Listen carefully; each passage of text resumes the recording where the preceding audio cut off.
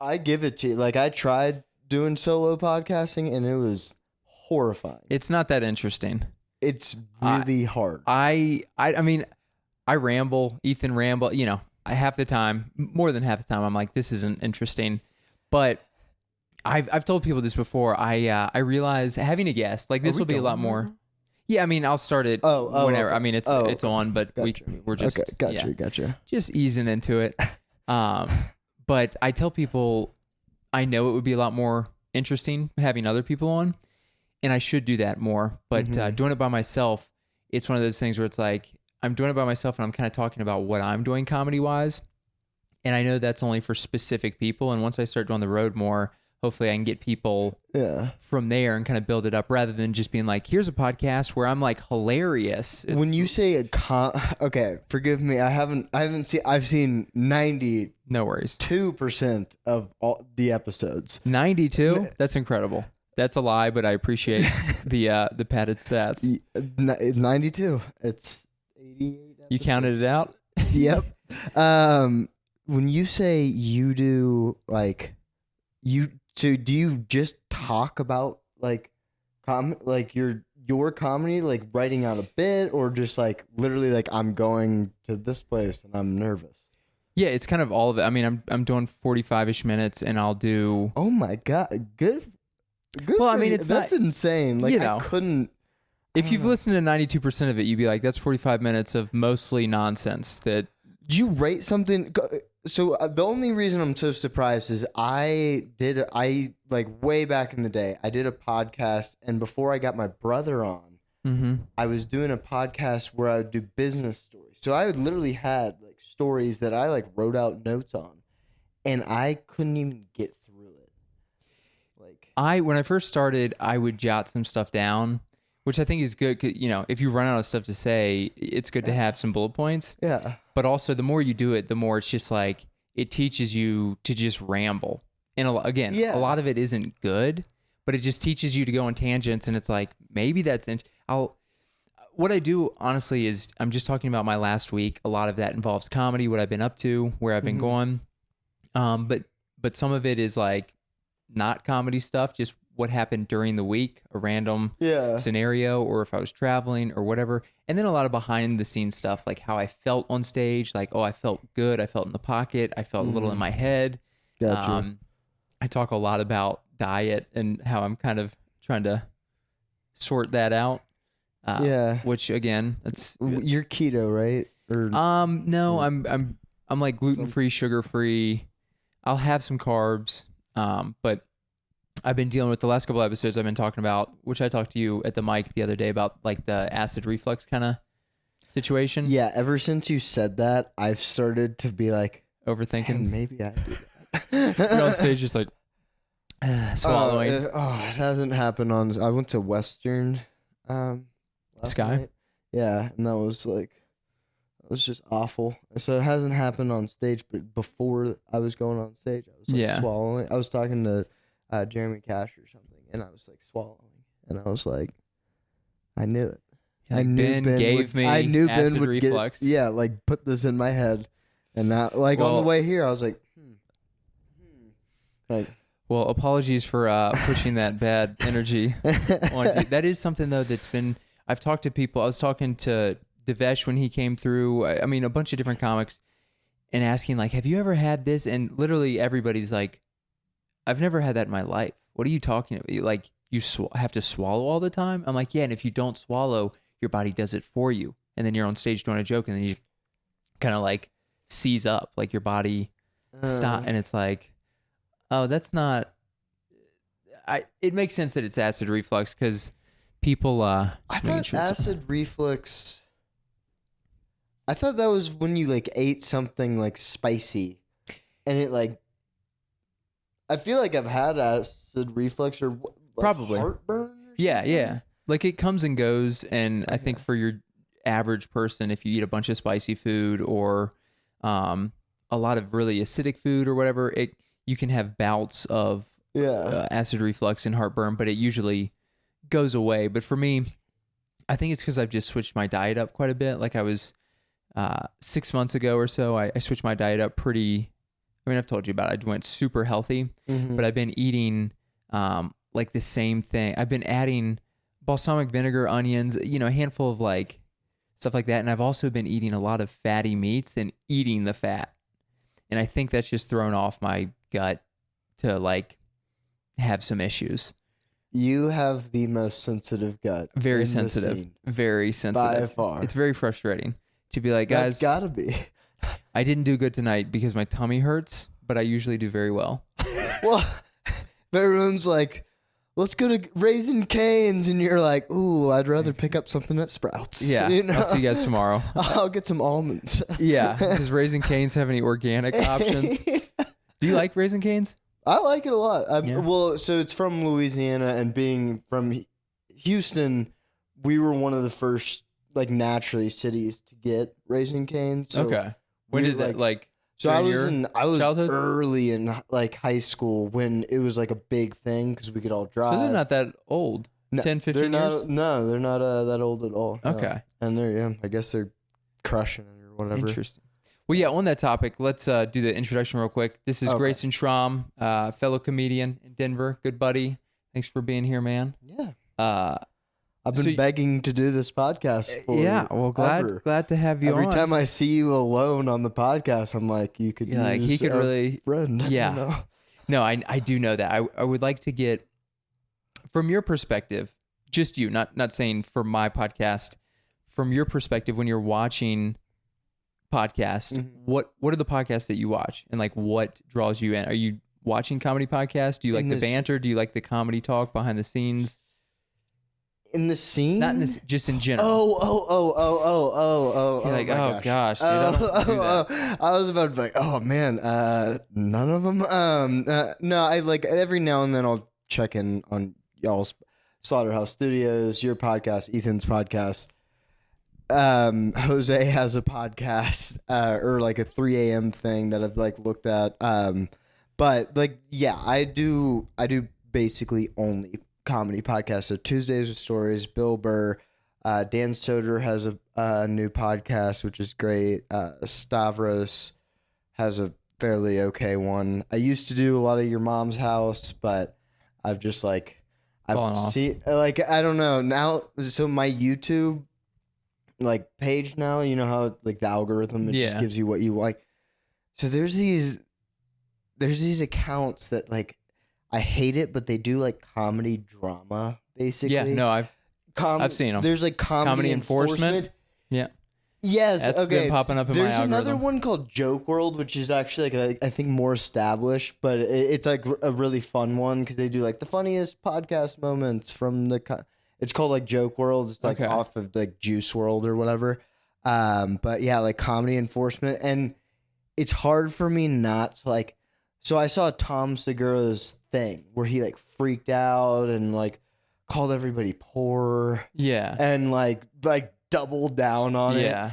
And of course, like my YouTube page, like it was like, oh, you'll like comedy, you like that? Comedy enforcement, like that guy's been popping up a lot. Yeah, it's like I've been watching him. It's like the downfall of Tom Segura, and I'm like. Yeah, he's like the beef between Bert and Tom. Yeah, so why Andrew Schultz hates this guy. Yeah. Yeah, so yeah, like now that I do like comedy, I think my algorithm is just like naturally just only pumping shooting out comedy for me now. It's like either Norm Macdonald clips or like what's happening in the what did Andrew Schultz do now? What was his opinion about that? Yeah, with that though, I mean, most of those podcasts are comics, and a lot of those they're talking about comedy. At least Tuesdays with Stories and some of the others that you mentioned. The WTF with Mark Maron. If you ever like want to know about a comedian, I really like how he does it because he'll ask about like early life and stuff. Yeah, which is always fun to kind of like hear how the origin story. Yeah, I always love a good origin story. That's why like shout out to Sam Talent. Like I mean. Hearing that he was from like Elizabeth, Colorado, and like came up through Denver scene, it's like it's inspiring. Yeah. That's something that I find more and more wanting to listen to podcasts. Like Tuesdays with Stories is a good example, but a lot of the comedy podcasts they don't really mention much. It's just banter, and they don't mention much about their comedy. Which I, as somebody trying to do it, it's like I want to hear about your whether it's current gigs. or gigs that you're talking about like in the past as you were coming up? Yeah, I think if you want to do that way, I would go listen to like Tim Ferriss when he interviews comedians, Yeah. because then he'll actually like be like, okay, break me down how you do it. And then there's like a YouTube where Mark Norman, like they literally ask him like how he writes jokes, Yeah. like how he thinks about like things, like like all that. So I think you can find those, but it's just like I don't think there's like a podcast dedicated to it. Maybe this is. I mean, Tuesdays with Stories is. You're right. There's The a ton Weekly of them. Daily. No, I'm definitely not an Did original. I It's get? just, I got it right? The Weekly Daily. Okay. Yeah. Sometimes I'm like, is Nailed it the it. Daily Weekly? yeah, you're like, what's your podcast name again? No. No, honestly, I don't get. Like I said, I don't get a ton of views, and I should push it more, and I will work on that.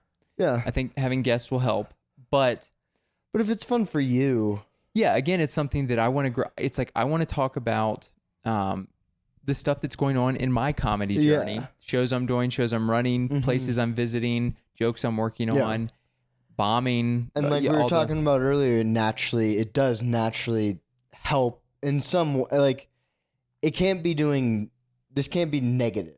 Yeah, Like it has to help in some way, whether it's like being able to sit on a topic and like kind of explore it, or like, I don't know, yeah. just like No, getting people. through thoughts. A lot of comics will kind of get bits and write from the podcast, and I've noticed there. I mean, there's sometimes like if I'm feeling good, maybe I'll banter a little bit and be like, oh, I kind of said something in joke form, and that might be a funny topic to expand on. That's not very often. I see other comics where you're like, the whole thing is them just jokes. Like you see their brain is just in it. Yeah.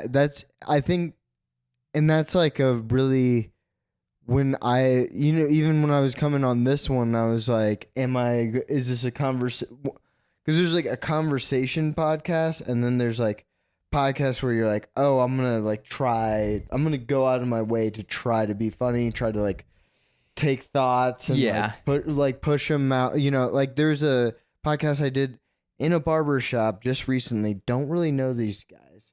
Had to sign a disclosure form. In Denver? In Denver. This is like 3 months ago. It's on YouTube somewhere. It was like I don't know if I should say the podcast, but. All right. Must have been bad. Dude, this guy gets thousands of views on YouTube. Okay. My podcast, maybe like 200. Wait, you're doing a podcast? No, the podcast that the one I that was you did. on with Gotcha. it. What is it about? Like cutting hair? Is it about barber stuff? Okay, so there's a Denver comedian, I'll tell you off the air. But he like invited me on, and it's like it's like So You Guessed It podcast, or like I don't know podcast or something. It's something weird. And like we did the podcast, the whole time they were going into like politics and conspiracy theories, and I'm just sitting here trying to be like funny, because that's what I'm thinking they're expecting. They're like, oh, your friend is funny, he's a comedian with you, so that's what I'm expecting.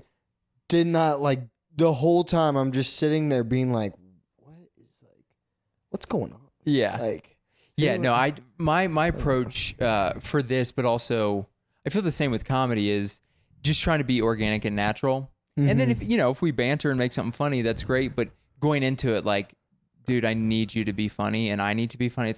It's forced, and it comes across forced and cringe. Yeah. And some people are able to be like, let's turn the funny on and make it work. But it's like, it needs to be organic.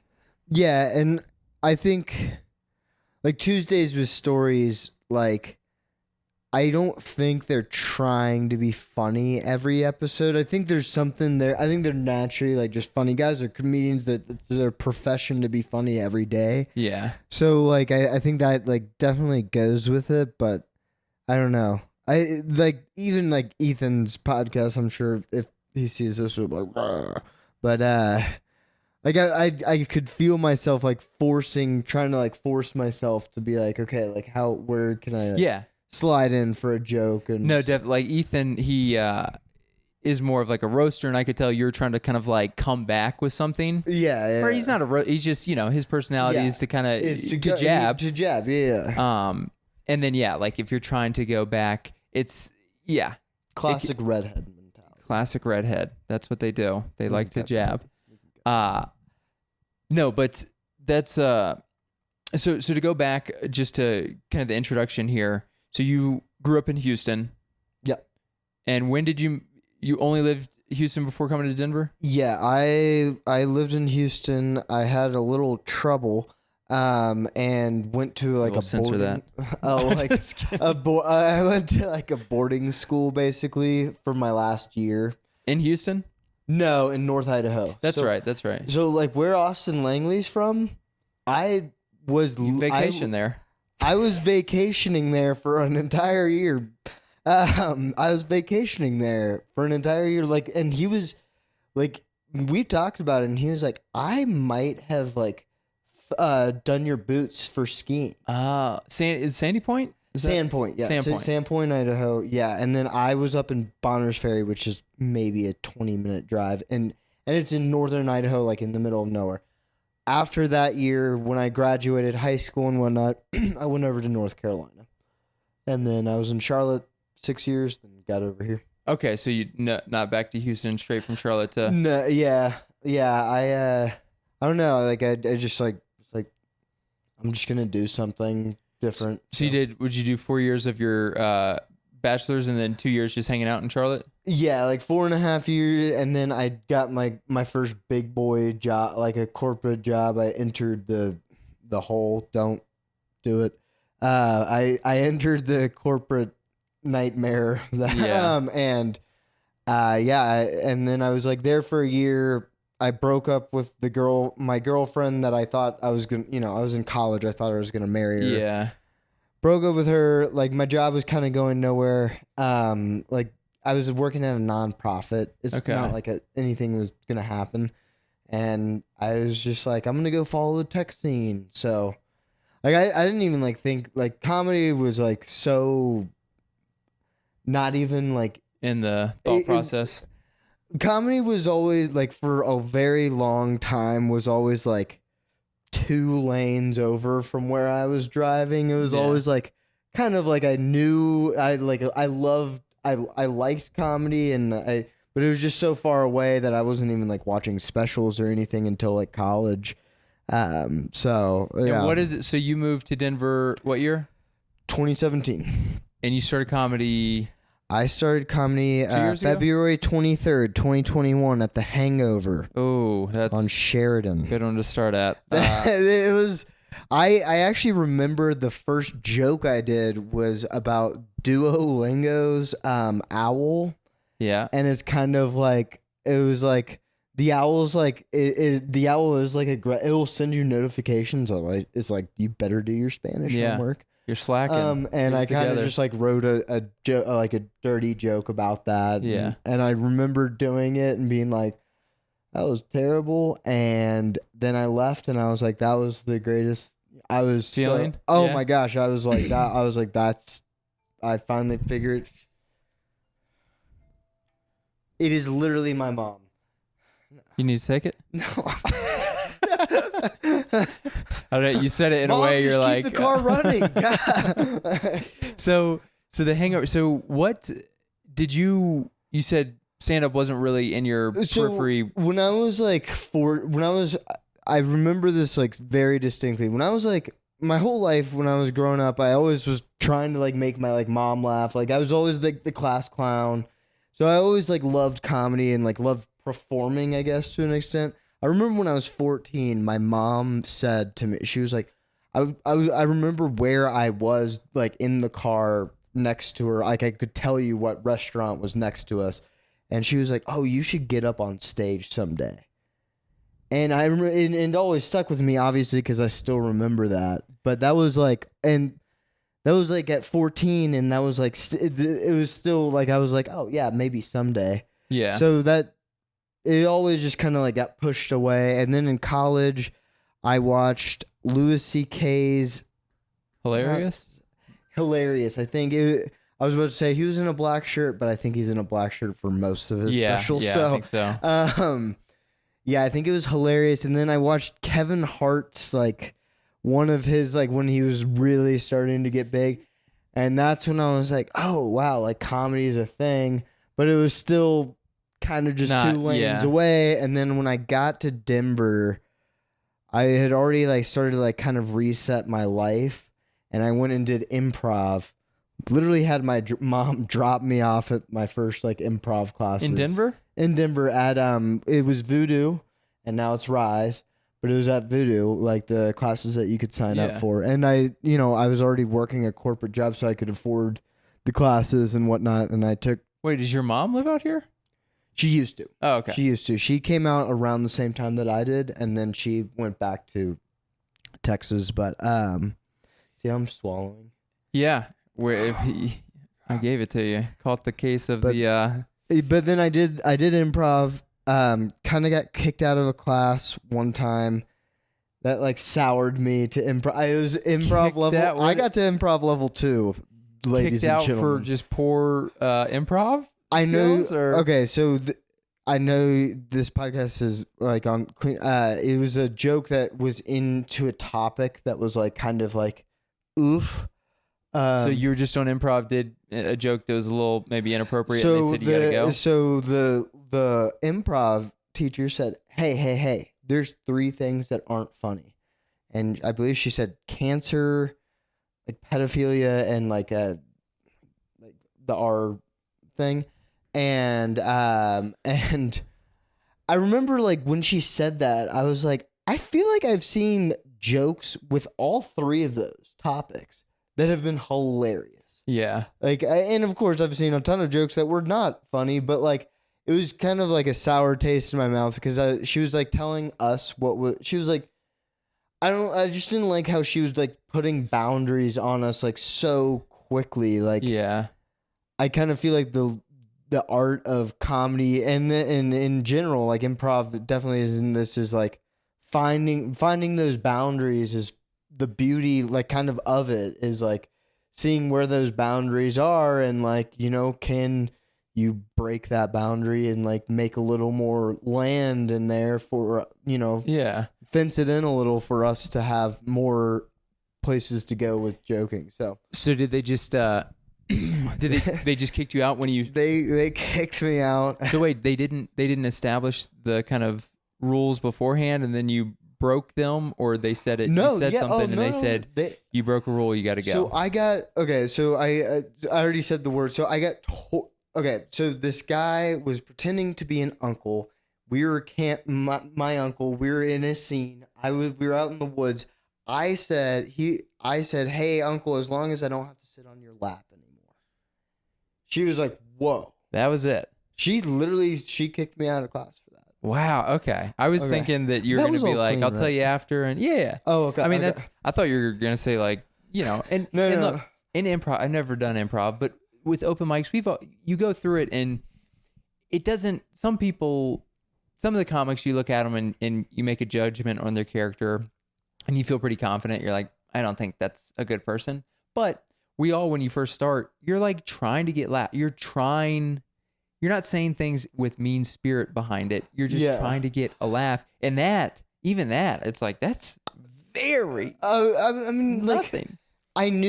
Like, I knew where I was going with it. And I knew where the guy in the scene with me knew where I was, like, where we were about to, like, go with it. So, like, sure, I'm sure we were about to break into that boundary a little bit, like, a little more. But, like, to stop it right there and be like, whoa, these are the 3 things that aren't funny ever. Yeah. And like my mom had breast cancer. I've made jokes about it. Like I was just like, so that like sour, and then the pandemic hit the next week. Like quite literally, it was like March 18th or something that the whole that everyone's like, see, and then so I started. So you got canceled at the perfect time. Yeah, so no one remembered. And what's funny is all those classes that I took, because they were like 8. I think it was like 8 weeks long. All those classes that I took, I've never seen a single other person from any of those classes. Yeah, I feel like not just there. I just feel like a lot of those classes, people. It's like and not saying this is good, bad, and different. It's just the fact of the matter. I think it's a good place for people to go when they're looking for something new and interesting in their life.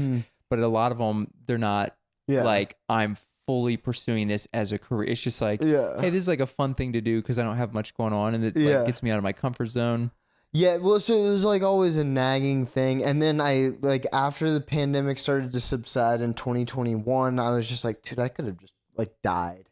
Because I had, like, I had a buddy that I kind of knew. I guess not a buddy, but somebody that I knew from school that, like, died of COVID. So I was like, oh my gosh, like, he was in my grade. So I was like, I could have died this year, like, blah, blah. So I was about to take a stand-up class. And I was like, screw that. Like, dude, I just gotta. Just went to the hangover. I felt like improv. I get like taking the class. You get to learn like learning yes and was super big for me because it like really like I was like, oh, like you keep on just going with you keep rolling with like the punches and like no matter what they throw, you just go and you know the turkey's a robot, like so, you know, some stupid stuff like that. So yeah, duh, the turkey's a robot. Yeah, and then, you know, you have to make some 45-year-old guy be like, all right, like, let me... Yes, and what like, did it look like? You millennials, like, snowflakes. But, yeah, and then, I just, like, was like... So I watched a lot for, like, 3 weeks. I watched all you guys. I watched Epic. I watched Epic's open mic. I watched the sushi open mic that Dead Room Dead Room Comedy used to do. I watched Bruise Off Facts or whatever. I went to the Hangover. So I watched you guys for like 2-3 weeks, and then there's a comic that I saw, and it was they like did this like kind of performance thing that was just kind of awful. Yeah. And I was like, I can do this. Yeah. Like I was like, I was like, if they all like were able to like, if he's able to do that in front of the audience, then I can go. That's most people. So I didn't go watch a bunch of open mics, but I went and did an open mic and then obviously did a bunch more. And then I see people I'm watching, and you see people, and a lot of people, whether you start that night or you're just there to spectate, you see comics go up and you go, I can do that. Yeah. And it's like, we all go up there and start and we're pretty bad, but it's like just seeing somebody who is also bad and understanding like, oh, you can just go on stage and be bad. Oh yeah. Like that's fine. Everybody, that's what it's not for. To say it could have been the best comic in the world. I've seen comics that are headliners have a bad open mic. I mean, everyone has. Open mics are not. I'm interested to know, because I came in right after the pandemic ended. And I've heard that, you know, a lot of people left the scene when the pandemic started and stuff.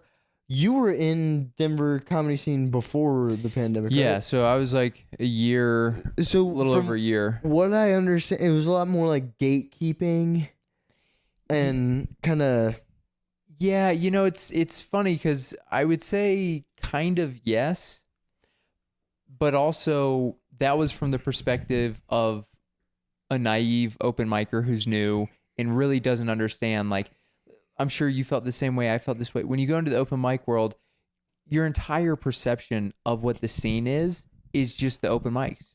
I didn't know where the shows were. I wasn't going to the shows. So I wasn't seeing those comics that were higher up. I wasn't seeing like that many legitimate shows. It's just like open mics. And you're like, well, this person's the king of the scene, or this person's very good. And you're like, oh, they're just an open micer. Yeah. And not trying to talk bad. You know, everybody's out there trying to be funny, but it felt like a lot more of a mixture of the higher up comics still coming to some open mics. After the pandemic, it felt like most of those higher up comics kind of just are like not doing open mics anymore. At all. So then you have separation there, which then allowed, I think, and forced a lot of people in the open mic scene to start their own show.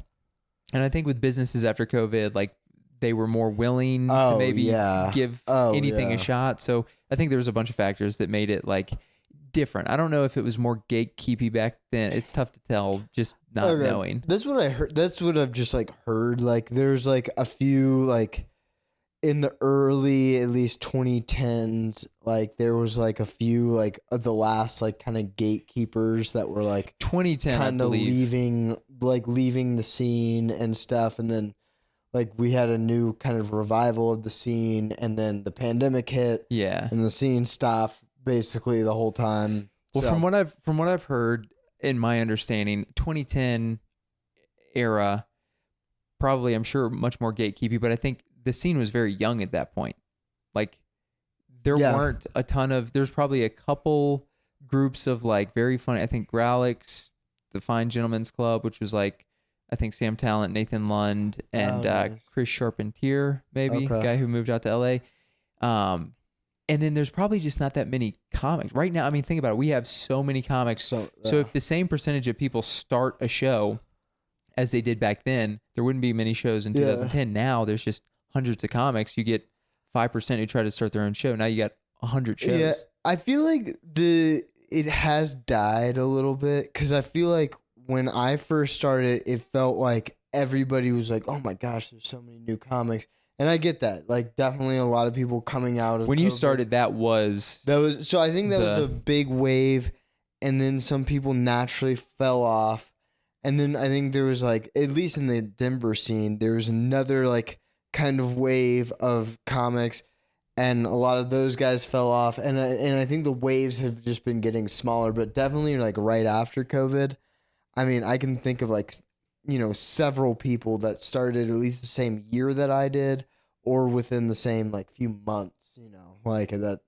I started, like Devesh, Robbie, and Damon, all four of us started almost the same week. When you start, post-pandemic, that was a huge wave of people, which I think is a cool thing for you in that time, because you started with a bunch of people. For me, when I started, I just came in randomly the end of 2018, and so when I look back to like who's part of my class of comics, it's like I honestly don't have what you just mentioned. What I have is like Austin Langley. He moved from I think Idaho or California. Yeah, but I think he'd been doing. He'd been doing it for a little bit. Years, yeah. Same with the Dead Room guys. They moved up from Durango and had been maybe 4 to 6 months after I started, but they'd all been doing it in Durango. Yeah, and they'd like pop up to Denver like once every couple months, so you kind of see them a couple times. And then other than that, it's like,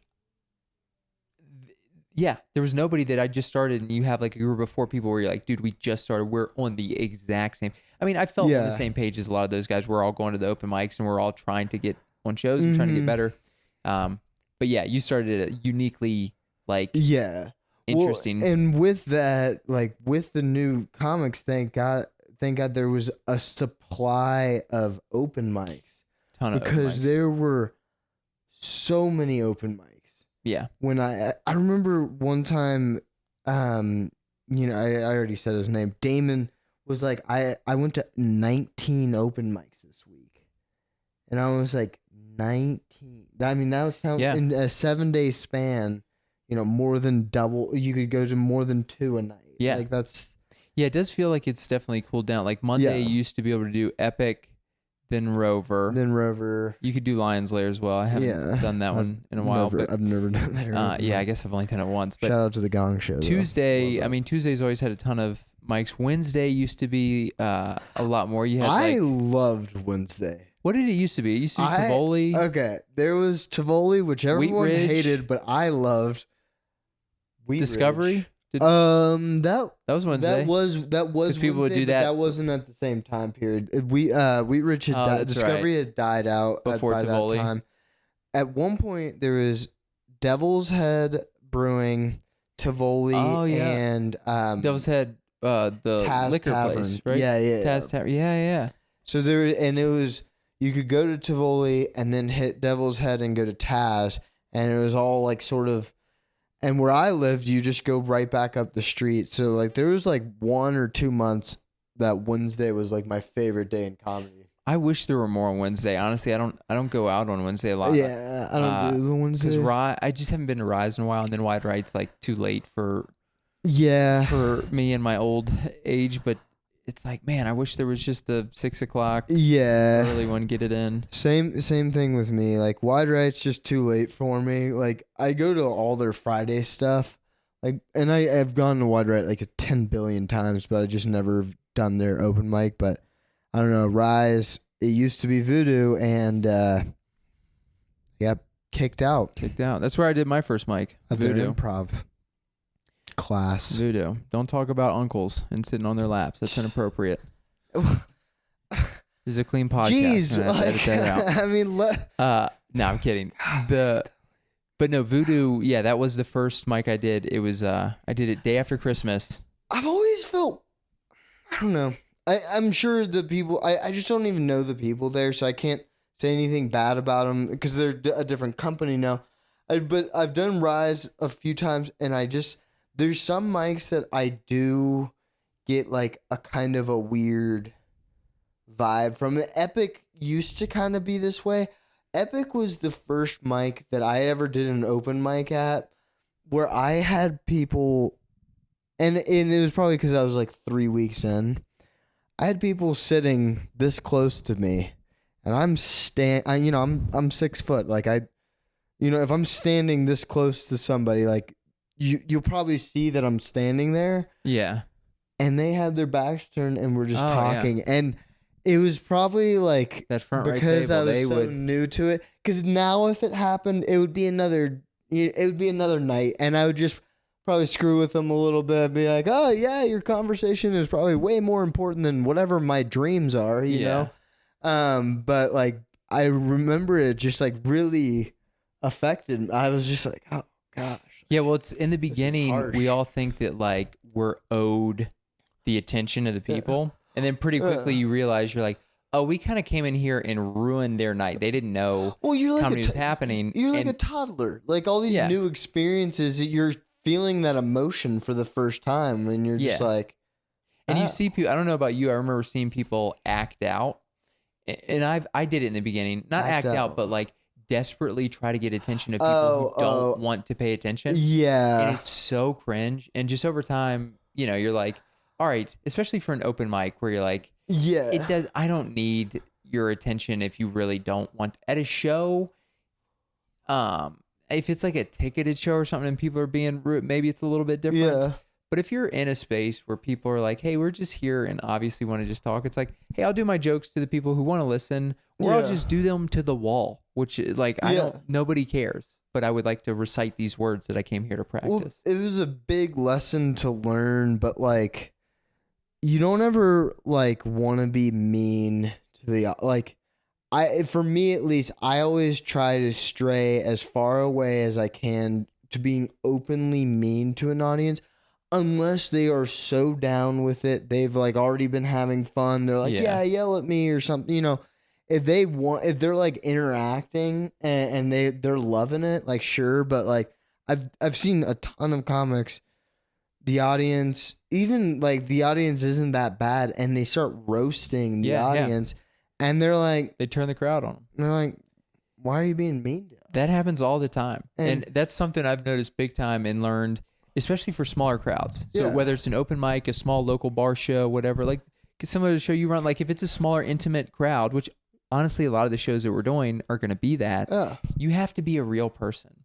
And if you go at people don't like it when you're going at them, you'll ostracize them. But maybe even if it's like a bad show, the best you can do is just connect with people to make them feel comfortable, gain trust, and then try to go into jokes. Nothing worse than being desperate and being like, oh, I bombed and I was not myself. I was like, look at me.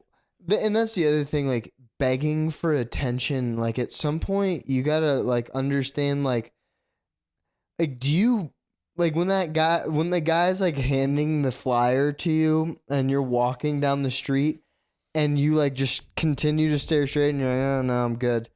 And like, he doesn't most of them won't like just like follow you down the street. And that's like what you're kind of doing as a comedian. You're metaphorically if they're not like turning people around, like just go, they just keep on going. Just like do your set, they're not going to turn around, then they're just not going to turn around. They're like, you don't force them to turn around because then they're definitely not going to. Like, they're going into it being like, this guy's forcing me to do something. Yeah. I'm going to hate whatever. You're a dictator at this point. Yeah. And that's something that you learn when you do open mics for a while. And some of us. Especially start doing you shows. Know who you are. When I started doing more shows, it was such an eye-opener because, again, when you just live in the open mic world, that's all you know. Yeah. So if you're not doing shows or if you're not doing many shows, then you look at open mics as shows. And then you start looking at people like, you owe me your attention, rather than if you're doing shows and then you start looking at open mics like, oh, this is practice. This is where I can come to work out new bits and to get better and to recite things. But at a certain point, it's like, I'm just, if there's a microphone, if I want people to pay attention and be listening, but if not, that's okay. I'm here to practice. And the show is where I can get the feedback. I don't have to like beg for your approval here at the open mic because it's an open mic. Yeah. And what you said is like, so like earlier is so true. Like most of the people don't even know what's happening. Yeah. They're like they just got off work. They're trying to get like a beer with their friends. Yeah. The last thing they want to hear is you talk about like, how you went on a mission trip as a child and it was a funny experience. Yeah. Like they're like, and that's why it's such a good training ground because if you do go at them and start going, look at me for attention or start roasting them, you're probably going to walk that crowd. Yeah. So the only thing you can do is like, how can I just be as funny as possible to maybe get these strangers who aren't here for comedy to go, let me listen to this. Well, practice as much as you can with bad audiences because every now and then, even at an open mic, you'll have a really good audience. Yeah. So then you're ready because you already know how to deal with like when it's not easy. Like then when it's easy, you're just like sitting there and you can like just hang out. Like even, I mean, I'm only 3 years in, so I'm about to be 3 years in. So I still have like a ton to like work on, but even getting over like, for all you new comics out there, here's a little, get over the open mics. Some Grayson tips. Get over them. You will get over them. They're like AA meetings. Once you go enough. It really, people like, I see people who dabble, and if you're coming out once a month or whatever, every single open mic, you put the pressure on it. It's like, just go bomb. Go out every night or as close to every night as you can for 1 month. Yeah. And I promise you will, after a month, you'll go, these are just practice. People aren't judging you and going, this person's, it's like, you're just trying new jokes. And I have nothing against going to a class to learn stand-up. I think there are definitely things that you could learn in a class that you it might take longer to just go to mics, but I definitely encourage a lot of people to just go to mics to learn.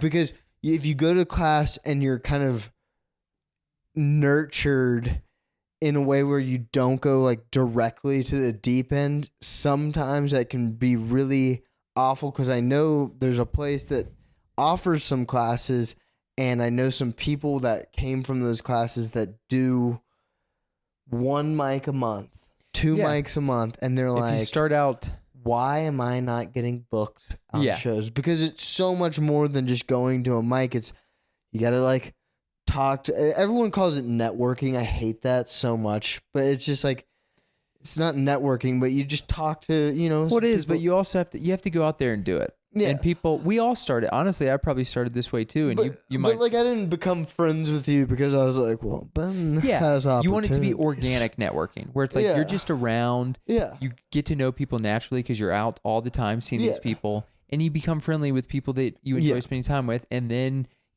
after a while, you're like, all right, this person's running a show. This person's running a show. I'm running a show. Exactly. Now I have more avenues to do actual shows, and people know me. They've seen me. They trust me. Exactly. Yeah. And there's like, you grow some like, and it's great to grow like friendships in comedy that aren't just like based on being able to get on a show, because a lot of the people that you're with, like, that's why we can have this conversation for so long, because we've been through the same kind of experiences, so. With that said, so to pivot here real quick, but to go back to, you mentioned a lot of podcasts that talk about like writing and how they do it. Curious to hear, because I know you're somebody, and I appreciate this. I try to do this quite a bit, and I appreciate people who do this, which is you're constantly coming with new pages in the notebook on new bits to work out. What's your, do you have like a specific writing process, or what's kind of your... I have never, methodology? I know a lot of people talk about like sitting down and writing, and I believe you sit down and write, right? Yeah. I'm one of those people, like if I force myself to do something, like I'll just naturally be like, I'm not going to do it. Like brain just... like, yeah, like if I was like, okay, I'm going to sit down and like think funny and like write jokes. Yeah.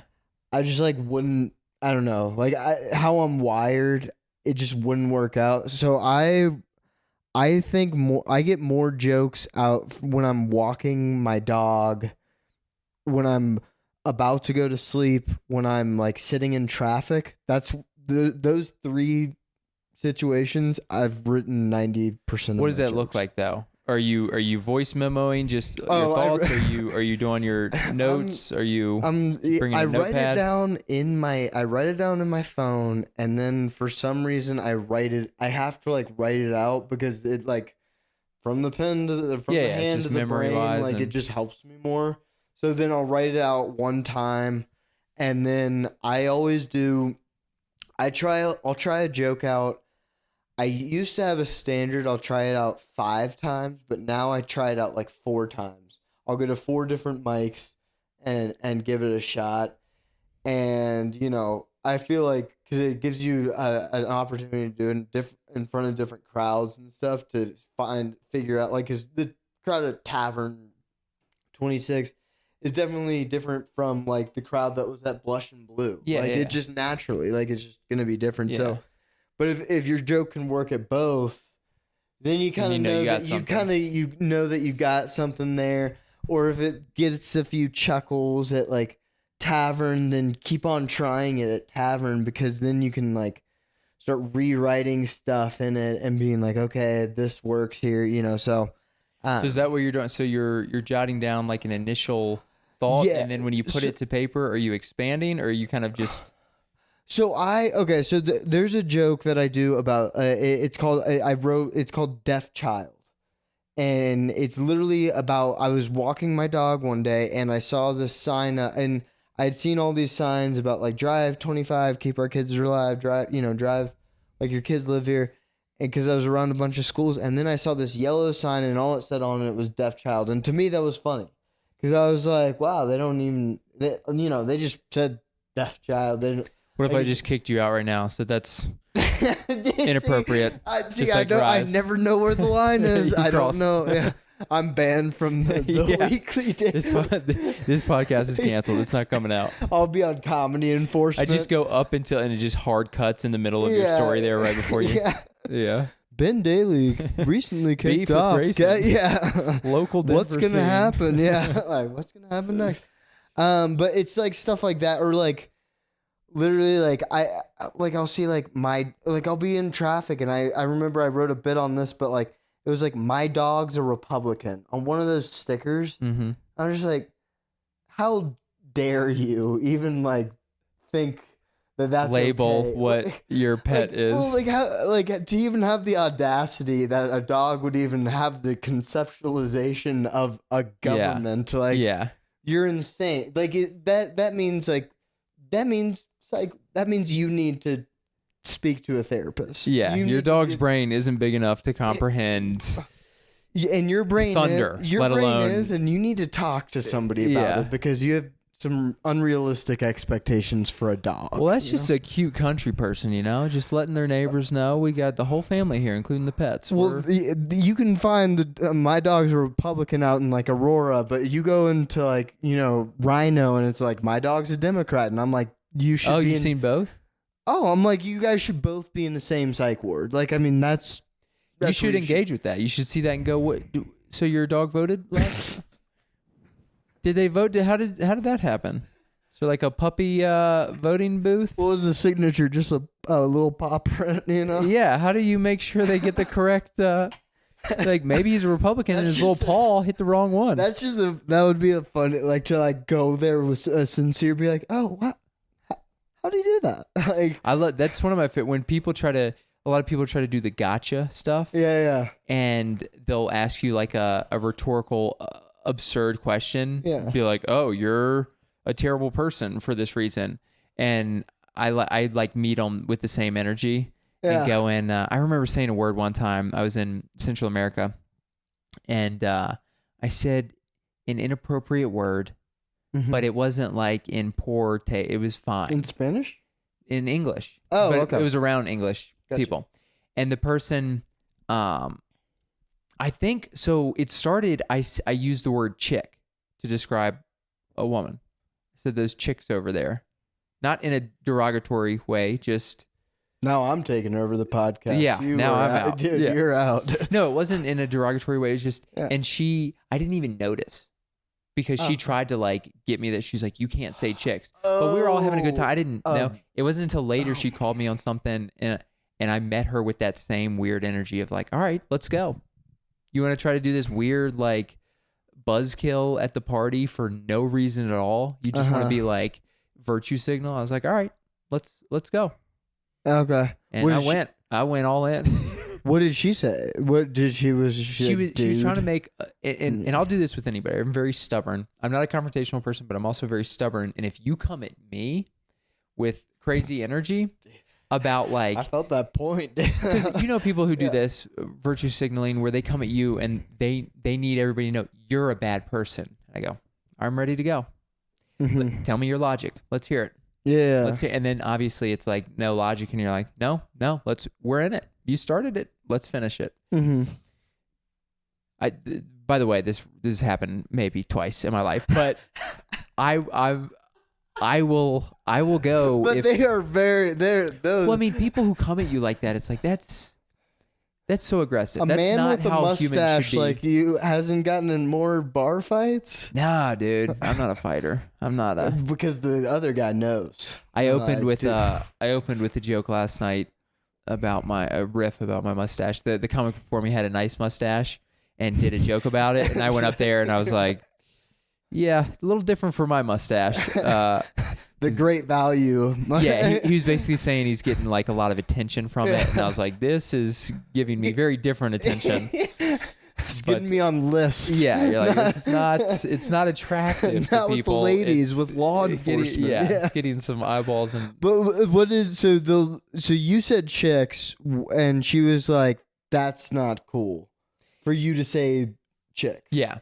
So and then she said something later that night. I said something else that was a little more inappropriate. You Matt Rifed it? Matt Rifed it. Okay. No, I said something that's in the vernacular of people in general. It's not a bet, but... Is it a female dog? Is it that... No. Oh, okay. But it's kind of on the equivalent of that. Okay. Gotcha. But I said it about myself. I said, I'm being a... I didn't say that, but it's the same... She got mad at you for self-deprecation? Exactly. And she's like, you can't say that, it's this and that. And then she tried to compare it to like... You have yourself? To like a racist word. Like the most racist word. I won't, but you know what I'm talking about. Yeah. And I was like, whoa. Yeah, I was just like, you're a crazy person. And I'm going to engage, which usually you shouldn't engage, but she was part of the group. She was like the girlfriend of a dude I was in a course with. And I was just like, literally, we're all having a good time. I'm not coming in trying to like prove a point to you. You're coming at me. I'm having a good time. I'm self-deprecating myself. And by the way, I told her, I said, if you go, hey, that word, that makes me uncomfortable. I would prefer you not say it. Honestly, swear to God, sure. I won't use it anymore tonight. Not like it was a bad thing anyways, but it wasn't like that. It was a gotcha thing. She was like, what do you mean by that? Oh. And it was one of those, she was trying to get me to explain then basically self-explain into why I'm a bad person. And I'm like, that ain't happening. Oh. Anyways, have mercy. Enough of the oh the my few confrontations of my life. So So you do the writing, and you'll do notes, and then you'll write down. And then do you do much writing on stage? Or are you taking a little idea and just... What you just said, that's the problem with when Americans go to foreign countries, okay? We have something where we feel like we have to defend everybody. That disgusted me. It disgusted me. I'm disgusted by it. Good for defending yourself. I would do the same. I would do the same. That hurts just to even hear. What do you mean by that? Oh, Lord. Yeah. Oh, God, what do I mean? Yeah, I'll tell you after the pod exactly what it was, but it was just it was just like, this is so silly. And yeah. Sorry. So what do I, so I, like my writing process usually just comes in like, how long? No, we're good. Okay. My writing process, I mean, it really just comes in ideas. Sometimes I have a joke about my grandma that I do. I'm like, oh, my grandma's like, I say like she's a jerk, and I just recently like remembered some other stuff to add to it. So every now and then, like I'll add to a joke in that way. But I am truly like an outlier. Like I don't do the Jerry Seinfeld of like sitting there with that yellow notepad and just like going for it. Like that's just... When you're writing though, do you have 3 years in, do you have somewhat of a formula in your head where you're writing and you go, okay, here's setup, punch, tags, don't, trim the fat. Like, yeah. Do you have... when I start, I'll have the initial idea, and once I get the idea like going, I'll start immediately like, because like, and I've been doing this even before I started stand-up. Like, I used to write down jokes. Like, I can find the old journal. I used to write down jokes and just, like, I remember I was like, I don't know what I'm doing with this. But, like, I would write it all down, and I would, like, add tags in and be like, this part is funny, So, like, immediately when I get an idea, like, because I've been doing it for years now, like, if I have an idea, I'll start expanding on it, like, immediately. And when I start expanding on it, I can start to feel out if it's going to be funny or not. And if I'm like, you know what, there's something here, I'll write it down on my phone and start like doing, and I usually flesh out almost the entire joke in my head, and I'll just go over it like 5-6 times. And, it takes all of like a minute to just keep on going over it. Yeah. And then I start writing it out, and naturally when you're writing it out and like writing every single, even just typing every word, you start to change it a little bit. Like, that's not how I talk. This is how I would say it. You start to you start to say it out loud, and then, it can, I mean, that's the beautiful thing about it. It can expand. Like, I've had jokes where in my head, it's been a minute-long joke, but then I write it down and it's a one-liner. Yeah. And it's still a good joke, but I just was like, I don't need, like, I can cut that out. Like, I wouldn't need that, like, blah, blah. Yeah. So I think that I'm starting, now that I'm 3 years in, I'm starting to get the hang of that more. But I don't know. I don't really, like, study comedy that much. I just am like, if it's funny, I kind of am like, okay, there's something there. If it's like not, like, I'm not as scientific as like I think like you're probably 10 times more scientific than I am. Yeah. Like with joke writing and stuff, like, cause I just like, I don't have it in me to do analysts. Whether, like, yeah, it could get to that point, but I just like right now it's just not there. Well, whether you're dissecting things as much or not, you're still subconsciously, at least, dissecting it in the sense you're going out all the time. You're getting feedback on what's working, what's not. Yeah. Your brain starts to understand whether you want to call it a formula or not. You know what things are working, and then as you write more, you start writing towards like, here are ways that I can set things up that work more. And that's the whole thing about finding your voice, is you understanding what of your jokes work and how to like keep doing that with future jokes and just getting more comfortable and being like, oh, I'm presenting myself how I want to. A long time ago, I read these, like, I used to read these books because I used to think that I was gonna like start a business. Didn't happen. Crazy. Dad. He had nothing. You did sweatshirts. He didn't have anything to do. Sounds like a quick endeavor. Don't Hoodies. Don't bring that up. All right. I take it back. Cancer, hoodies, and those are the three that get you kicked out. Those are the three things. Yeah. But I read like a long time ago about like focusing, like there's definitely parts of you, like your weaknesses, that you should like try to fix if it's worth it to fix. But the book was basically like focus on your strengths a lot. And I know that I'm not as strong of a writer in the sense that I can't sit down and sit there and just bust out like 6 jokes. Like I know I can't do that. So what I have think to you should try it though. Huh? I think you should try it though. I should. I really should. Like I've done it like twice now. Here's my pitch for you. Yeah. As to why I do it. I felt the same way as you. Mm-hmm. You go, I don't have anything. And you sit down, I write on paper and you go, there's still nothing. But at the end of the day, we're going to write a bunch of jokes that aren't funny. Mm-hmm. So just the more you write, the more you increase having, oh, here's a little nugget. Here's a nugget. Here's a nugget. And also, the more you write, I think this is why I've gotten a little bit more formulaic or dissected thing. Just writing more, your brain starts to look at, as you start to write, you just have kind of formulas where you're like, okay, I can set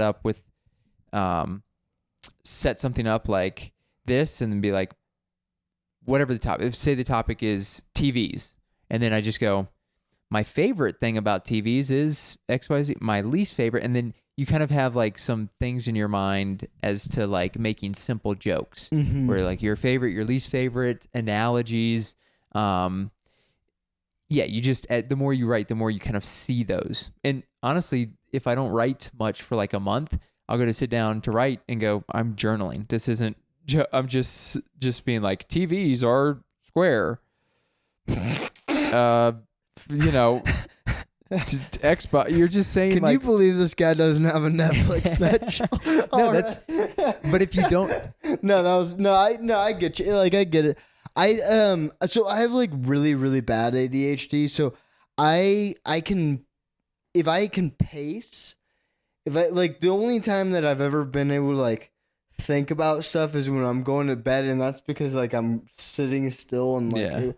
But like when I pace, I think better. Like that's why I have to like, if I have like a phone conversation, I have to like be walking around to do that. We should do that too. You pick a topic and then just pace and just. That's why like most of my jokes have been coming from when I'm like slightly distracted, because I'll be like thinking about. I'll be walking my dog, thinking about so much stuff, and then I'll be like, oh yeah, oh that's funny. Like I'll be like thinking, I'll be like walking my dog and look at a sign and be like, deaf child, that's weird. And then I'll be like thinking about it and I'll be like, why do all the other signs have like, like keep our kids alive and that just says deaf child? And then I'm like, like, like what if this person was in the area and they saw that sign, so just like. That's the worst when you're in the car and you have that thought and then you keep repeating it and you do punchline, then you do maybe a tag, 2 tags, and then you literally start forming a bit out to where you're like repeating it in your head and you're like, I'm 15 minutes from home. I've got to say these 2 paragraphs perfectly so I can get home and write this down. Otherwise I'm going to lose this joke. I have done it more than once. I will pull over on the freeway and put my hazards on and write it down. Just so I can so I can make sure that on the freeway, dude, in traffic, like multiple I-25, times. You just stop. I literally will put, like, there will be like it's like a nail truck like fell over and I'll like pull over into the nails and be like, all right, like, Uncle, my dad watches Survivor. That's funny. Like, then you write it down and you look at it and you go, that wasn't worth pulling over. I have. That's another thing. Like I have literally thought out an entire joke and like, this is great. I start typing it out and I'm like, this is the worst. This was just a thought. Yeah. It was like quite literally just But thought. a lot of that, it's important to get it down because it's like the thought had some sort of nugget of funny. Yeah. And then maybe it's like you just got to find the punchline. Maybe the word you're using, you're like, what different word can I use that's a more powerful punchline or... Well, and there's also, I mean, just being like, I love like all things comedy. Like I just, not that specific brand. I know that's a thing that Bill Burr does, but I like Vine, you know, like I loved Vine. Like there's like Vine guys that would do comedy, little 7-second skits. Yeah. I would watch compilations all day. Like I would literally watch like hours of compilations, just like being like, oh, that's hilarious. Yeah. So like even some things that aren't a stand-up comedy joke, like I you know, I try to like I do videos and shorts and stuff. Yeah. So like even if it's not like I'm like I wouldn't really like be able to like, it would just be weird to try to translate this onto stage, but you know what? Maybe I could make a video out of it. Maybe it is something that I need another person for. Like I would need another personality for, so all I have to do is change shirts and be that personality, and I could film this, and that could be my joke, you know? So I don't think there's ever, even some things that I'm like, it's just like a funny thought. You know, it's like, I think anything that you think could be funny can be funny, but maybe the medium isn't what you're. Yeah, maybe it's not stand up. Maybe it's sketch. Maybe it's maybe a tweet. It's improv. Yeah, maybe it's a tweet. Well, but this is like we've done like a master class comedy. Well, I not ending it quite we're yet. So successful. I've got exactly. Good. Tie House. Wednesdays. Yeah, I've got a couple more questions. Want to go through a couple things before we finish here. First off, this is nothing new. People ask all the time, but curious to hear, do you have like a biggest bomb story in memory where you like look back and you're like, that was... Shoot. Which day of the week? I don't, you know, I have so many horrifying I mean, I was at Western Sky last night, and I was bombing so bad that I kneeled down on stage and put my head against the stool, and was like, "Don't let him get to you, Grayson." Wow, sounds like you let him get to you. I headbutted the stool. I often let them get to me, and they get in hard. How about on a show though? Have you ever done like a bigger show? I bombed. One of the worst bombs that I ever had was. An opportunity that I got early on. It was the second time I had done this thing called it was Mother Trucker Brewing, and it was the second time that I did it out in Westminster. Louisville? Was it your show? It might have been your show. It might have been. You didn't bomb there, did you? I bombed. So thank God Lane Loyon, I always say that wrong, was there. But I bombed so hard that I immediately, I told you, I was like, hey, I made something up that I had to leave for. And so I watched Lane's set, and then I left. Wow, that's funny. I couldn't even face you. I remember that night because I remember, not to give away too much, but I remember you being kind of nervous and saying, I think you lost your lunch in the parking lot. No, that was a really good set. That was the second one. Where was this brewery? It was this brewery. Did you do Thornton and Louisville? Did you do both of them? It was Louisville. That's where it was, because Louisville, it was like kind of a weird parking lot. Yeah, that's the one you're saying you did bad on that one. That was the one that I did bad on. The Thornton one I did well on. Yeah, that was It's funny that you say that because the Thornton one was the good show. Mm-hmm. The Louisville could be okay, but most of the time it was not good. And you probably went first after me. You packed it out. Did I? You had it was packed out. Yeah, there was you did pretty well, and I I started out saying something about like Anthony Bourdain. You can see where that's going. And everyone was like, no. Like, not at all. And he just I died? saw an old guy in the crowd. He was like, if I'm right here on stage, he was right there in that yellow chair. I said the Anthony Bourdain thing, and he goes, huh. He crossed, and goes, and then exhaled. Huh. And then you just crumbled inside? I was like a year and a half in. So I'd had like bad crowds before, but this I was just like, why do you hate me? I really was just like, you guys liked everybody else so far, Ben, and who else you're going to see tonight, you know? Well, if it makes you feel any better, like I said, that show was pretty tough to get people to laugh. I would even get a pretty full room, and it would just be like people who kind of crossing their arms and not really. It had to be the Louisville one, yeah, because it was like the other one was a big brewery thing. But this one was kind of like like a grandma's house. Yeah, vibe. It was over on the side. It was over not on brewery, like the but corner. Like yeah, it was just like I think I filmed those usually. I probably have that. Did I send you that tape?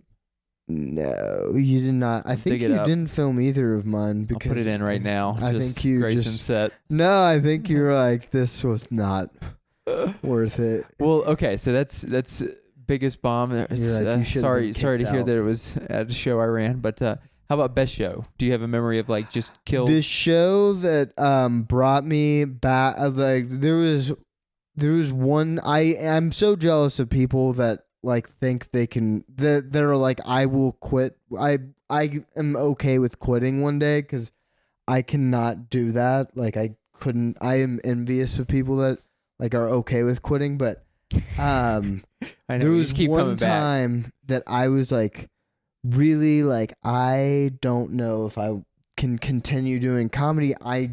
Maybe I was only funny for a year, and I was probably, it was like, I was thinking it was this year that this happened. I went to the Gong Show on Tuesday. Anthony Crawford was having it, and I had so much fun that night, yelling at people, like, you know, being like, your date's gonna not have a good night if you gong me. And I had so much fun on that stupid little open mic that I was like, I love comedy. This is like this is way better than anything else I've ever thought of trying. That's why we do it. When you're able to get comfortable and present on stage. We've talked about this before. Yeah. You're able, even if the crowd isn't super into it, if you're present and feeling good in your skin on stage, that feels great. You're like, maybe there's a couple people in the crowd and they laughed a little bit. You're like, I didn't crush, but you're like, I felt good. I felt in control.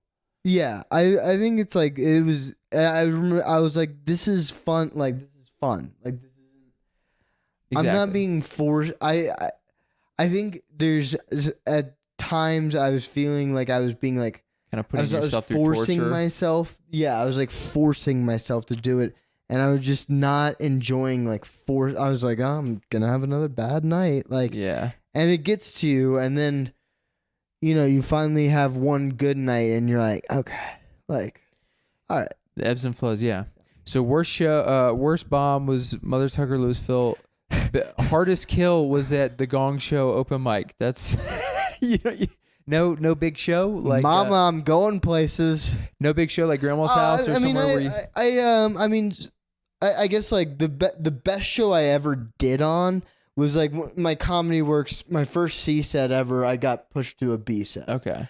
And that was I obviously had a really, really, really good set because they were just like, yeah, you're ready, like go for it. So that would probably be Comedy Works. It was this year in June 28th. I think that was probably my best show so far. Nice. Because crushed enough to get in moved 3 up. minutes to get moved up. Yeah. Nice. So very cool. So two more questions. Okay. One is on. So you mentioned Thai House. Grayson runs a show at Thai House in what neighborhood is it? Right? No. Berkeley. You gotta ask. You can't afford it, Ben. Is it? No. What is? I'm blanking on the neighborhood Highlands. of Highlands. Okay. Yeah. And you do that every other Wednesday? Yeah, every second Wednesday. Yes. Yeah. So you've done 5 or 6 shows so far? 6 so far. One of them was bad. I was there. Yeah. No. The one I did, not the best show ever, but to be fair to you, and to everybody listening, everything I've heard about it and all from you, but also the people that have been on the show. I get it, and everything, dude. It wasn't that good. sounds like all the others have been pretty legitimately good. Yeah. No. I mean, the first one was a little chaotic, but other than that, it sounds like people have been there to laugh for all the other ones except the one I was on. Yes, Ben. Yeah, There no, was I'm not. one bad show. No, I mean, if you're producing a show, you're gonna have bad. I told you this. You were kind of anxious about it, and I was like, dude, we've all. Hey, anybody my who's parents produced, got divorced when I was 16. Let's talk about that. No, honestly, I still had fun at the show. Yeah. So you've been running it there for 6 weeks. Tell the people. Tell me what, because this is your first show producing, yeah. Yeah. What are kind of the things that you've learned, and what are the things that you would recommend to people maybe thinking about starting a show, as to like, here's some steps and things I've done that have worked? Okay, first of all, to quote Garrett Nygren, having your own show, especially more than once a month, is like inviting people to your own birthday party, and you will beg them. You will need to stoop that low to get people to the show. And then I think Did a show last night. Showrunner said the exact same thing. What? Did a show last night. The showrunner said the exact same thing. Oh, really? Okay. It's Yeah. like every time it's just like it's really and like you're going to have a bad show. It just depends on when. And if you think you've advertised enough and you've pushed hard enough, go put up another flyer. Go tell one more person, because as soon as you get comfortable, you're going to have that bad show and it will rock you. And so just to go through kind of step by step a little bit, sorry, I'm just checking the battery on here. So in order to get the venue, what was your process there? You just going door to door talking to people? I got very lucky. I've had so many no's. I've had 6 no's before I got a yes. And that's pretty good, by the way. I think I went about 50 no's before I got my first yes. So yeah, I mean, like, But sending emails, or are you going in? Go talk to them. Go find somebody local. Go find a place that's not being crazy frequented. You'll probably be able to find if someplace you see has like 3 days where there's not a lot of people in there, go be like, hey, I can bring some people in. Like I can. Don't guarantee anything, because then you'll have one really bad show. But be like, it won't hurt to get people in there. Definitely lie. Tell them that you've done this a ton and that, you're very used to this. Yeah, fake it till you make it is very. That's what I. That's 100% what I did. Yeah, I was like, oh yeah, I ran 3 shows before, 1 in Golden, and I literally just named off shows that I've hosted on before. And honestly, that's kind of like, if you've hosted a show, you're telling them I have experience hosting, and when you're hosting, you're organizing, running the list and the light and all that stuff. So you're not fully like you're bringing something to the table as far as experience. What? So then you went in. We don't have to discuss specifics, but got a budget from the venue. Well, so I went in there and I was like, how about we do? I think they'll be a little more open to it if you say, let's do a trial run. So we were like, let's do one. Mm-hmm. Like, we'll do one. We'll pay it out of our pockets. We'll and after one, if you guys are like, let's do it, we'll do it. And if you guys are like, not for us, then let's not do it.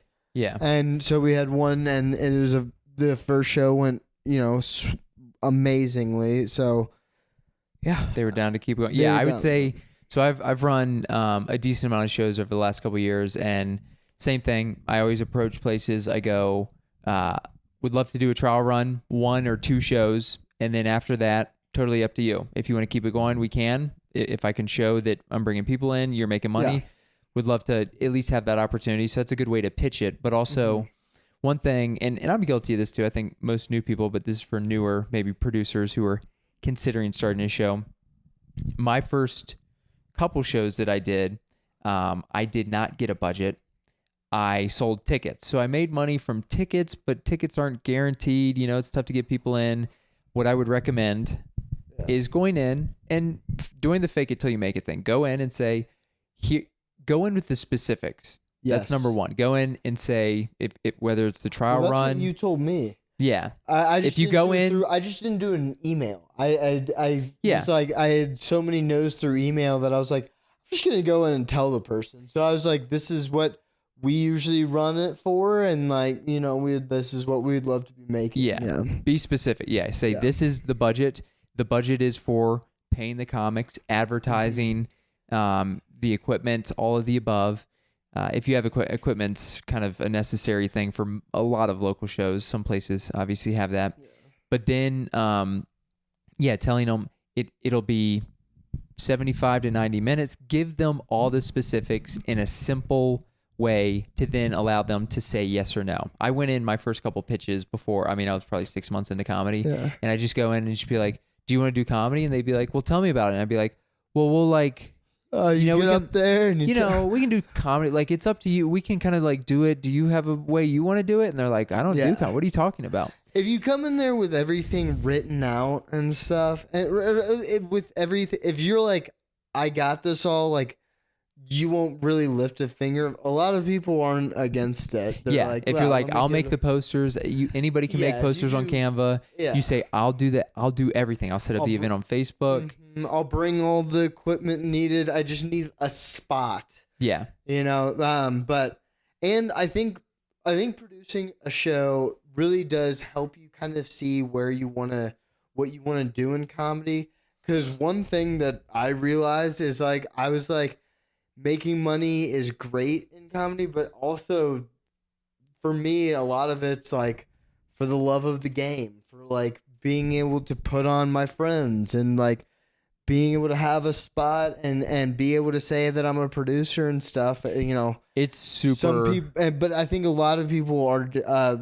We talked about it, like chasing rent money. Yeah, and they're like, oh well, we should really get this extra money out of it. And it's like, don't. Yeah. If you're a comic and you're running a show, don't chase the money. Look, none of us want to lose money, but also as you're going in and you're trying to learn and start a show, you're probably going to lose some money. So, you know, just don't drink 10 beers every night for the next month, and you can have a little money, but do your due diligence of it. And then, don't trying to make money. 27. It's okay. I'm just jotting down the time. I know. Right at the end. We almost made it. Made 3:27. We're all good. We're back. But if you're chasing money, and it's not even chasing money, you can still make money, but be clear with the comics. Say, hey, it's this much time, this much pay, and then that is what you have told them. Make sure to pay. Whether if you lose money, that's what happens sometimes as a producer. I think if you chase money, you can definitely make a ton of it in comedy. But I don't think you're ever going like but that's exactly what you'll get out of comedy. You'll only get some money, and then once that money dries up, like it's kind of like, I don't know. Like, I mean, I can't speak from experience because I'm not through with my comedy career, but like, I think if your intent is to only chase money and be like, I want to do it in a fun way, like through comedy, I think you certainly can make a ton of money. I think you could end up like Carlos Mencia, you know, where you're like kind of not an enigma, but like the sore thumb of comedy, you know, where like, I'm sure like George Carlin wasn't like, I'm doing this from, you know, I'm not comparing myself to either of those guys. They're way better than what I ever did. But like, I feel like if you're in it for the money, you can make money, but it's probably that's where it's gonna start and stop. Yeah. Like you're gonna make some money, but like it's just no one's ever gonna remember you. I think it's important to run a show to learn, and this is just my opinion, but if you are producing a show, go with it like a learning, like go. If you're producing a show, a lot of us produce shows, especially in the beginning, because you're trying to give yourself stage time, but also use it as a time to learn how to host, to produce. You might some spot trading, that's a thing, but also it's important. The experience will be, the money will come. Gaining that experience will get you money. Money. Like the money will come. Like, but getting that experience is more is quite literally more valuable at the end of the day. Like, if you're just looking for money, then just produce and don't do comedy. If you want your comedy career, if you want to get spots and be respected, then if you want to do it for comedy reasons. For your own stand-up reasons, then when you produce a show, I wouldn't go in with the like money. Yeah. Go in like, hey, how can I make this a good show, not lose money, also pay the comics and like learn a lot. And if you make money, great, but don't make money at the expense of comics on the show not getting thing or like lowering the quality and having people pay tickets to come out to a show where you're saving money because you're putting on a terrible show. Yeah. Like if you're charging $25 for a ticket and then you book like 6 open micers for the lineup. Yeah. That's that's really happening, but I know paid tickets, I know free tickets are like sometimes hard. I've actually kind of found success with doing free shows. Well, yeah, I think a lot easier than tickets. Yeah, I think to an extent, like I don't know. I guess by the way, people are gonna hate that. And I only say that. No, you're fine. This right here, I only say that because I do this the entire time, and people are like, I can't watch the video. It's just me. This is just them watching my foot. So I only say that joking because I've been doing it as well. You sound, well, if you're saying that, you sound a lot like that lady in Nicaragua. All right. Yeah. It's called a callback. It's a callback, guys. Masterclass. Ladies and gentlemen, that's the end of the episode. Thank you so much for. No, I'm just kidding. It's the end on a callback. But let's wind it down here. I have one more question. 2024. Do you have to leave? Oh no, I was surprised. Did you say shoot? Yeah, I did say shoot. Nice. All right. Don't have to write that time down. 2024. Do you set goals? I do. Comedy wise, have you? You might not have written them down yet since we're not quite there. But I already have. All right. You mind sharing some of them? Or at least some of the. I always break my goals up into health, wealth, knowledge, and fun. And comedy goes in the fun category. Makes sense. So yeah, I want to do 200 mics again. Because if I do 200, and I say mics, getting on stage 200 times. Because if you get on stage 200 times in a year, you've been on stage more times than not. Yeah. So I feel like that's a good number to just have. That's like realistic. I can get to that. Every year I try to bump up how much money I can make in comedy. So my first year in comedy, I was like, I want to make $100 in comedy. This year I wanted to make $200. Next year, instead of 300, I'm going to go for 400. I'm going to just keep on trying to do that. And yeah, I mean, I would love to get on a festival. I was volunteering for one festival one time and I had an icky mistake. Where at? Winter Park. Oh yeah, I remember that. I was genuinely like, what are you talking about? I kind of like. I would love to get on a festival. I kind of hate how you have to pay for every freaking festival. Like it's always like $15, $10. There's some that are like $20 just to apply to the festival. Well, tip from me to you from past experience applying to a bunch of festivals. I only send them my Comedy Works clips. That's all I do. Make like sure you Comedy have. Works. Honestly, most people in Denver who are sending from Comedy Works. So if you get a really good tape elsewhere, I would recommend that. But yeah, Comedy Works is a great spot. Yeah, having that in the background feels good. But make sure to like cut out the beginning. Don't have the host intro you. Just you starting with your first joke immediately. Literally, people will. There's little things you can do. That is one of them. Also,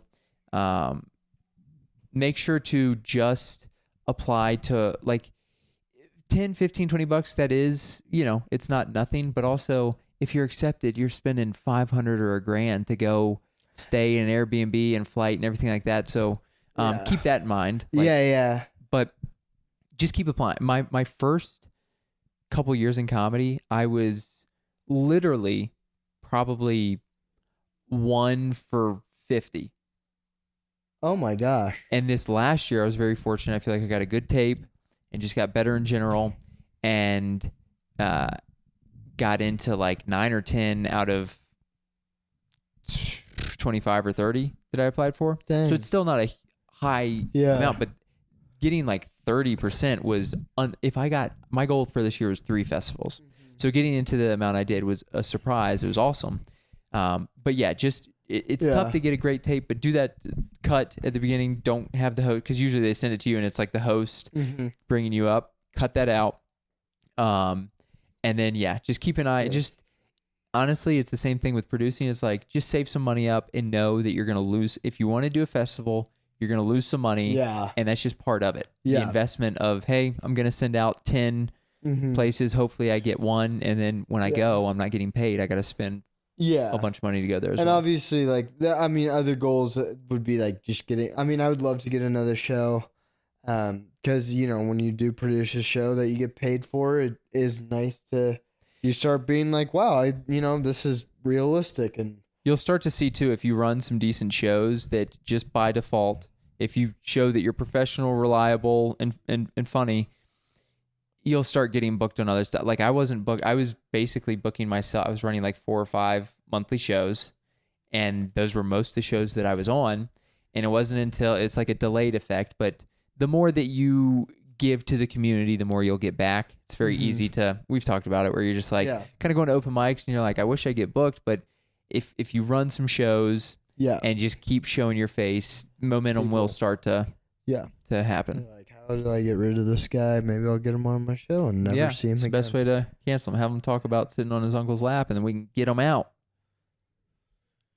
That was a callback. I felt like that was better than the callback that you tried. Just one thing I said. Come on. No, it's a good callback. No, I know. I said it's not inappropriate. I'm still angry that I got kicked out. I got you. Class for that. That is wild. Ridiculous. I feel like there's another second side of the story. I can't believe it's not butter. Where they're like, he's not mentioning the other paragraph that he rambled about that went a little deeper. Well, it was probably because I submitted a manifesto to my to the class before. You threatened the teacher before the beginning. I said, if you kick me out, I'll come for you. So any other goals, just to finish off, you said the 200 mics. 200 mics, make some money, and I want to make like $400 in comedy. And like a lot of it, that's why it's in the fun category. Because like I don't want to. It's a passion of mine. I enjoy it so much that if I put too much pressure on it, if I ever put too much pressure on it until I'm ready to put that pressure on it, then I would know that I was going start to feel like. When the money starts coming, that's when I'll start being able to be like, oh man, I should I really need to always make sure I'm doing great. So I'm not there yet. I won't be there for many years. I will get there, Dad. You heard it here first, Grayson's dad. Well, that's good. It's good to hear the goals. Well, I love how you say things. Even the other night, like I tell people all the time when I was in the car with you and that guy cut you off. And it was the funniest white thing I've ever heard you say. You go, I was about to honk at that guy. And I was like, that's... When was that? It was Molecule Effect was going on, and they had something at Deep Roots or Deep Corner Beat or whatever it is.